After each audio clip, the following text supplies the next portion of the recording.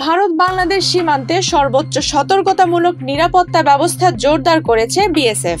ANI এর সূত্র মতে বাংলাদেশের সহিংসতা ও অস্থিতিশীলতা বৃদ্ধির কারণে সীমান্তে বিএসএফ এর অতিরিক্ত সদস্য মোতায়েন করা হয়েছে বলে দাবি করেছে বিএসএফ।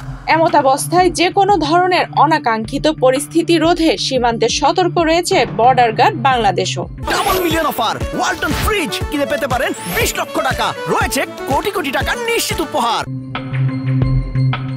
বিএসএফ বলছে গত 2 ডিসেম্বর ত্রিপুরার আগরতলায় বাংলাদেশের সহকারী হাই কমিশনের অফিসে হামলার ঘটনার পর পরিস্থিতি উত্তপ্ত হয়ে উঠেছে। 3 দিক থেকে বাংলাদেশ বেষ্টিত ত্রিপুরার সঙ্গে ভৌগোলিক নৈকট্য এবং সাংস্কৃতিক সম্পর্কের কারণে রাজ্যটিতে ব্যাপক উত্তেজনা দেখা দিয়েছে।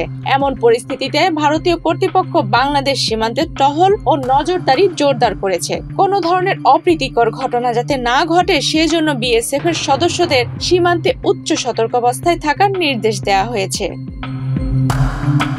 বিএসএফ এর second in command Rajesh Kumar Lange বলেছেন, ভারত বাংলাদেশ সীমান্তে সর্বোচ্চ স্তরের সতর্কতা বজায় রাখতে বিএসএফ এর অতিরিক্ত সদস্য মোতায়েন করা হয়েছে।